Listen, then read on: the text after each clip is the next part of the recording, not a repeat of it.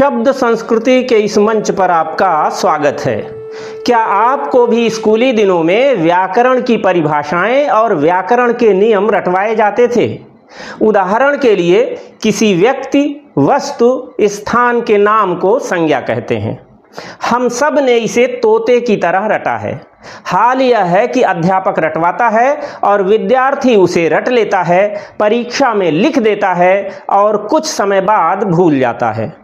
संज्ञा तो बस एक उदाहरण है। यही स्थिति सर्वनाम, विशेषण और व्याकरण के अधिकतर पारिभाषिक शब्दों की है। लेकिन क्या कभी आपने सोचा है कि जिस शब्द को आप रट रहे हैं उस शब्द का अपना शरीर क्या है? वह शब्द स्वयं अपने जन्म की क्या कहानी कहता है? क्या आपने कभी यह भी सोचा कि संज्ञा को संज्ञा ही क्यों कहते हैं? सर्वनाम का यही नाम क्यों रखा गया? विशेषण को विशेषण क्यों कहा गया? क्या ये नाम यूं ही रख दिए गए या इनके पीछे भी कोई गहरा विचार है? वास्तव में व्याकरण केवल नियमों का जाल नहीं है, यह शब्दों की जीवंत वंशावली है। यदि एक बार आप शब्दों की धातु यानी मूल क्रिया को समझ गए तो आपको परिभाषाएं रटने की कभी आवश्यकता नहीं पड़ेगी। यहीं से संस्कृत से उपजी भारतीय भाषाओं के व्याकरण की विलक्षणता आरंभ होती है। हमारे यहाँ शब्द केवल ध्वनि नहीं होते, वे अपने भीतर अपना इतिहास भी संजोए रहते हैं। संस्कृत का अधिकांश शब्द संसार ऐसा है कि यदि उसकी धातु, उपसर्ग और प्रत्यय का ज्ञान हो जाए तो शब्द स्वयं अपना परिचय देने लगता है। तब परिभाषाएं बोझ नहीं रह जाती, शब्द स्वयं अपनी परिभाषा बन जाते हैं। तो आइए इस बहाने आज हम व्याकरण के उन शब्दों के भीतर प्रवेश करें जिन्हें बचपन से सुनते आए हैं। संभव है आज के बाद आपको इनकी परिभाषाएं कभी याद न करनी पड़े, क्योंकि स्वयं शब्द ही अपना अर्थ बताने लगेंगे। आवश्यक नहीं है कि आप विद्यार्थी ही हों। मैं समझता हूं कि हर सोचने समझने वाले व्यक्ति को भाषा की ये मूलभूत बातें जाननी ही चाहिए। सबसे पहले आइए संज्ञा शब्द को देखते हैं। इस शब्द की व्युत्पत्ति है सम धन ज्ञा बराबर संज्ञा। हिंदी में संज्ञा आप कहिए, लेकिन संस्कृत में सही शब्द है संज्ञा। ध्यान रहे कि यहाँ सम उपसर्ग के रूप में है और ज्ञा धातु के रूप में। बताना इसलिए आवश्यक है कि सम और ज्ञा दोनों के विषय में कई भ्रम हो सकते हैं। पहली बात तो सम यहाँ हलयुक्त है, स्वरयुक्त नहीं। स्वरयुक्त सम का अर्थ होता है समान, सदृश, तुल्य या बराबर। संज्ञा में इनका कोई मसला नहीं है। हल युक्त यानी स्वर रहित सम उपसर्ग के रूप में तो आता ही है। यह दो तरह की धातुओं का भी नाम है। जब धातु के रूप में सम का प्रयोग होता है तो उसका भाव परिणाम होना, रूपांतर होना, न घबराना आदि का होता है। सम जब उपसर्ग हो तो कुछ शब्दों के पहले लगकर यह साथ साथ के साथ मिलकर जैसा अर्थ प्रकट करता है, जैसे कि संभाषण, संगम जैसे शब्द। कुछ शब्दों के पहले लगकर यह बिल्कुल, एकदम, बहुत, पूर्णतः, अत्यंत, अच्छी तरह आदि का भाव प्रकट करता है। संज्ञा शब्द के साथ ऐसा ही हुआ है। यहीं पर ज्ञा के विषय में भी समझ लें कि ज्ञा धातु ज्ञा अवबोधने के अनुसार जानने, समझने, बोध होने का भाव व्यक्त करती है। यही धातु हमें ज्ञान, विज्ञ, प्रज्ञा, अज्ञ, विज्ञान जैसे अनेक शब्दों में दिखाई देती है। संस्कृत में एक ज्ञा धातु और है, परंतु जहां इस तरह से ज्ञा धातु होगी वहां किसी न किसी रूप में जानने या पहचानने का भाव अवश्य होगा। तो अब आपको समझ में आ रहा होगा कि सम उपसर्ग का बिल्कुल, अच्छी तरह से, सम्यक रूप से, पूर्णतः, ठीक प्रकार से आदि जैसा भाव ज्ञा के साथ जुड़कर जब संज्ञा शब्द बनता है तो इसका अर्थ होता है वह जिसके द्वारा किसी वस्तु की सम्यक पहचान हो जाए, सटीक बोध हो जाए। लेकिन ध्यान रहे कि यह बोध प्राथमिक सटीक बोध है। यह किसी वस्तु के पूरे रूप का एक मुस्त पूर्ण पहचान का बोध है, ज्ञान है। यह विशेष ज्ञान यानी विज्ञान नहीं है। जैसे कि आपने आम या अमरूद कहा तो यह आम को आम और अमरूद के रूप में पहचान लेना है, लेकिन यह आम और अमरूद के भीतर प्रवेश करना नहीं है। ज्ञान का भीतरी प्रवेश विज्ञान बनने लगता है। संज्ञा बस नाम है ताकि पहचान हो जाए। थोड़ी देर के लिए कल्पना कीजिए कि इस संसार में किसी भी वस्तु का कोई नाम न होता और आप किसी से कहते वह चीज़ उठा दीजिए। सामने वाला पूछता कौन सी? आप कहते वही जो वहाँ रखी है। वह फिर पूछता वहाँ तो बहुत सी चीज़ें रखी हैं। तब आपको प्रत्येक वस्तु का अलग अलग परिचय देना पड़ता। समझ सकते हैं कि इससे भाषा कितनी कठिन हो जाती। इसी कठिनाई को दूर करने के लिए मनुष्य ने वस्तुओं को नाम दिए। गंगा कहा, हिमालय कहा, वृक्ष कहा, पुस्तक कहा, राम कहा, सीता कहा। अब जैसे ही कोई हिमालय शब्द बोलता है तो हमारे मन में एक विशिष्ट पर्वतमाला का ज्ञान उपस्थित हो जाता है। गंगा नाम सुनते ही किसी विशेष नदी का बोध होता है। राम कहते ही किसी विशेष व्यक्ति की पहचान सामने आती है। और वास्तव में यही संज्ञा का कार्य है, ज्ञान कराना, पहचान कराना। सम्यक ज्ञायते अनया इति संज्ञा। इसलिए संज्ञा केवल नाम नहीं है, वह पहचान का माध्यम है। नाम इसलिए रखा गया कि सुनते ही श्रोता के मन में वही वस्तु उपस्थित हो जाए जिसकी चर्चा की जा रही है। पाणिनि अपने सूत्रों में अनेक तकनीकी नाम भी निर्धारित करते हैं। जैसे किसी विशेष वर्ग के वर्णों के लिए एक संज्ञा, किसी विशेष प्रत्यय के लिए दूसरी संज्ञा। वहाँ भी संज्ञा का अर्थ यही है, पहचान कराने वाला नाम। अर्थात संज्ञा केवल संसार की वस्तुओं के लिए नहीं, व्याकरण के नियमों के भीतर भी पहचान स्थापित करने का साधन है। अब आप सोच सकते हैं कि यदि आपको यह व्युत्पत्ति ज्ञात हो तो क्या फिर कभी संज्ञा की परिभाषा भूल सकते हैं? शायद नहीं, क्योंकि अब आपके सामने केवल एक परिभाषा नहीं बल्कि शब्द का पूरा जीवन खड़ा है। सनातन संस्कृति के कुछ संकेत भी यहाँ आप पहचान सकते हैं। हमारी संस्कृति कहती है कि सारा संसार संज्ञामय है। मनुष्य का व्यवहार संज्ञाओं पर ही टिका हुआ है। संज्ञा के भाव विस्तार पर ध्यान देंगे तो पता चलेगा कि संज्ञाएं समाप्त कर दी जाएं तो हर तरफ एक विराट चुप्पी पसर जाएगी, भाषिक व्यवहार समाप्त हो जाएगा। खैर, अब आइए दूसरे शब्द की ओर बढ़ते हैं। वह शब्द है सर्वनाम। हमारे अध्यापक सामान्यतः यह रटाते हैं कि संज्ञा के स्थान पर प्रयुक्त होने वाले शब्द को सर्वनाम कहते हैं। विद्यार्थी रट तो लेता है परंतु मूल शब्द का मर्म नहीं जान पाता। वास्तव में इस शब्द के भीतर इसकी अपनी पूरी परिभाषा समाई हुई आप स्वयं देख सकते हैं। यह बहुत आसान है। सर्व अर्थात सब और नाम अर्थात संज्ञा या नाम, अर्थात ऐसा नाम जो सबके लिए काम आ सके, या कहें वह जो सबका नाम हो सकता हो तो हुआ सर्वनाम।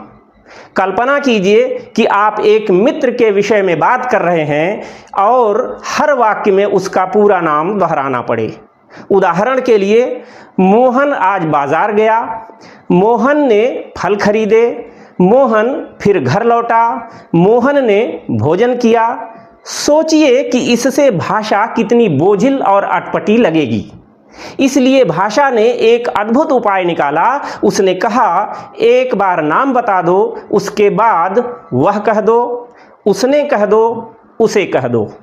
ध्यान दीजिए, वह केवल मोहन के लिए नहीं है, वही वह सीता के लिए भी है, वृक्ष के लिए भी, पर्वत के लिए भी और पुस्तक के लिए भी। अर्थात वह किसी एक नाम की संपत्ति नहीं है, वह सबके लिए समान रूप से उपलब्ध है। इसीलिए वह सर्वनाम है, सबका नाम, या यूं कहिए सबके नाम का प्रतिनिधि। यही कारण है कि सर्वनाम भाषा को सरल, स्वाभाविक और प्रवाहमय बनाते हैं। यदि सर्वनाम न होते तो हमारी बातचीत अत्यंत भारी हो जाती। प्रत्येक वाक्य में वही नाम बार बार दोहराना पड़ता, भाषा का सौंदर्य भी समाप्त हो जाता और उसकी गति भी। अब आप स्वयं देखिए कि हमारे व्याकरणाचार्यों ने कितनी सूक्ष्म दृष्टि से शब्दों का चयन किया। उन्होंने किसी विदेशी भाषा से कोई कृत्रिम नाम नहीं लिया। उन्होंने ऐसा शब्द बनाया जो अपने भीतर ही अपना अर्थ लेकर चलता है। सर्वनाम सुनते ही यदि उसके दो अवयवों पर ध्यान चला जाए, सर्व और नाम, तो उसका कार्य स्वयं स्पष्ट हो जाता है। यही संस्कृत से निकली भारतीय भाषाओं की शब्द निर्माण की सबसे बड़ी विशेषता है। यहाँ शब्द केवल पहचान के लिए नहीं बनाए गए, बल्कि इस प्रकार गढ़े गए कि उनका स्वरूप ही उनके अर्थ का संकेतक बन जाए। शब्द स्वयं अपने अर्थ की ओर उंगली उठाते हैं, और जब शब्द ऐसा करने लगें तब व्याकरण रटने की वस्तु नहीं रह जाती, वह समझने का विषय बन जाती है। अब तक हमने देखा कि संज्ञा वह है जो पहचान कराती है और सर्वनाम वह है जो सबके नाम का स्थान ग्रहण कर लेता है। अब प्रश्न उठता है कि यदि संसार में सभी वस्तुओं के केवल नाम ही हों तो क्या उनसे काम चल जाएगा? मान लीजिए किसी गांव में 100 गायें हैं। यदि कोई केवल इतना कहे कि गाय आ रही है, तो क्या आपको पता चल जाएगा कि कौन सी गाय है?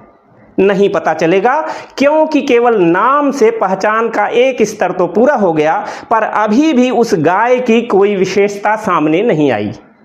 भाषा को ऐसी स्थिति में एक और प्रकार के शब्दों की आवश्यकता पड़ी जो किसी वस्तु की विशिष्ट पहचान करा सकें। यहीं से हमारे सामने आता है विशेषण। इस शब्द को ध्यान से देखिए, विशेषण। इसके मूल में है विशेष, और विशेष शब्द का संबंध संस्कृत की शिश धातु से है, जिसका प्रमुख भाव है अलग करना, गुण दोष दिखाना, भिन्नता दिखाना, विशेषता बताना, अलग दिखाई देना आदि। शिश से ही शेष जैसा शब्द बना है। शेष के साथ वि उपसर्ग जुड़ता है, विशेष बन जाता है। वि उपसर्ग पृथकता, भेद प्रकट करने, विशेष आदि का भाव देता है। तो इस प्रकार विशेष वह हुआ जो सामान्य समूह से अलग पहचान बनाने लगे, या कहें जिसके कारण कोई वस्तु, व्यक्ति या बात दूसरी वस्तु, व्यक्ति या बात से भिन्न हो, वह विशेष है। अब विशेषण का रहस्य एकदम स्पष्ट हो जाता है कि जो औरों से अलगाव के निशान दिखाए, विशेषता बताने का काम करे, वह विशेषण है। वि धन शिश धन ल्यू या लुट बराबर विशेषण। कोई कह सकता है कि इसे विशेषक भी कह सकते हैं। तो ध्यान दीजिए कि विशेषक शब्द दो प्रकार से बनता है। एक है वि धन शिश धन रुल बराबर विशेषक। इसका अर्थ निकलता है जो भेद को स्पष्ट करने का काम करे, जो विशिष्टता उत्पन्न करे। इस महीन अंतर पर ध्यान दीजिए। दूसरा विशेषक बनता है विशेष में कन प्रत्यय जोड़ने पर, और तब विशेषक का अर्थ निकलता है विशेषता बताने वाला चिन्ह, पदार्थ या तत्व, जैसे कि माथे का टीका या तिलक। अब आपको स्पष्ट समझ में आ रहा होगा कि व्याकरण का विशेषण वास्तव में विशेषता बताने वाला कोई चिन्ह नहीं, बल्कि विशेषता बताने वाला शब्द है जो विशेष्य का गुण या रूप बताता है।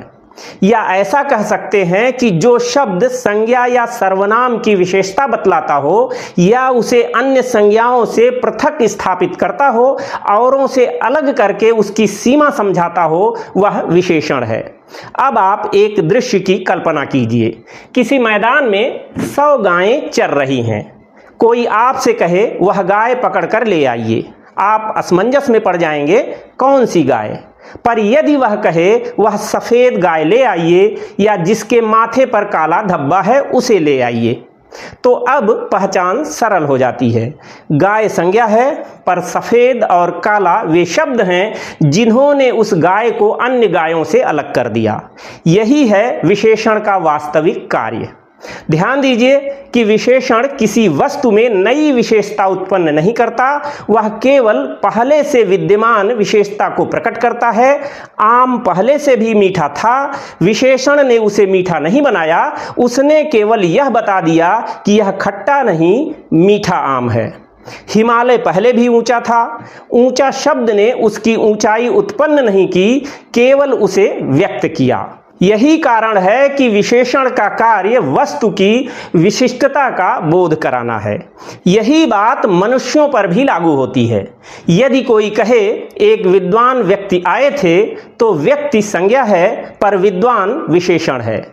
दयालु राजा, साहसी सैनिक, मधुर वाणी, विशाल समुद्र, शीतल जल, इन सब में संज्ञा अपनी जगह है, किंतु विशेषण उस संज्ञा को भीड़ से अलग पहचान देता है।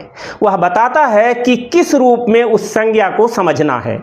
मान लीजिए कि किसी किसान आंदोलन और छात्र आंदोलन की तुलना चल रही हो, तो आंदोलन तो दोनों हैं, परंतु किन किन बातों में ये दोनों एक दूसरे से अलग हैं, जब यह बात आएगी तो विशेषणों की आवश्यकता पड़ेगी। इसीलिए भारतीय भाषाओं के व्याकरण में विशेषण को केवल एडजेक्टिव का अनुवाद नहीं कहा गया, उसे ऐसा नाम दिया गया जो उसके वास्तविक कार्य को प्रकट करता है। वह विशेषता का द्योतक है, भेद का परिचायक है, किसी वस्तु को अन्य से पृथक करके हमारे सामने उपस्थित करता है। मैं समझता हूं कि आप मेरी बात समझ पा रहे होंगे। इस प्रकार अब तक हमने जाना कि संज्ञा, सर्वनाम और विशेषण का वास्तविक रहस्य क्या है।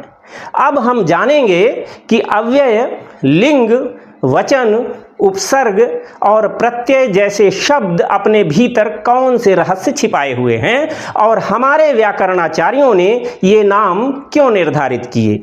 लेकिन इनके विषय में हम अगली चर्चा में बात करेंगे, ताकि बात बहुत लंबी ना खींचे। विश्वास है कि वह चर्चा आपको रोचक लगेगी, क्योंकि बातें ही कुछ ऐसी हैं। हो सकता है कि अव्यय जैसे शब्दों का अर्थ सुनकर आश्चर्य भी हो, क्योंकि शब्द रटा होने के बावजूद उसकी जड़ पर कभी हमारा ध्यान नहीं दिलाया गया।